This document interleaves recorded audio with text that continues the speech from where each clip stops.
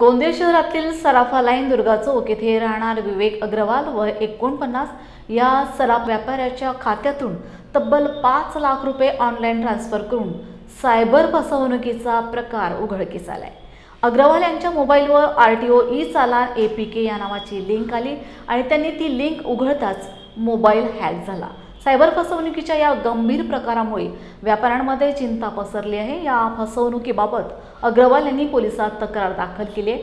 शहर पोलिसांनी भारतीय न्याय संहिता 2023 कलम 318(4) व माहिती तंत्रज्ञान कायदा कलम 66D अंतर्गत गुन्हा नोंदविला आहे। तर नागरिकांनी पैशाचा व्यवहार करत असताना सुरक्षित ॲप किंवा वेबसाईटवरून व्यवहार करावे असे आवाहन देखील त्यांनी नागरिकांना केले आहे। याच्यामध्ये वेळोवेळी आपण सायबर अवेअरनेस करतच आहोत। आपले एक सायबर दूत नावाचे व्हेकल सुद्धा आहे की लिंक्स वगैरे ज्या काय येतात, मेसेज जे काय येतात त्यामध्ये आपण डायरेक्टली त्यामध्ये क्लिक करू नका किंवा आपली पर्सनल माहिती त्याच्यामध्ये रिव्हील करू नका।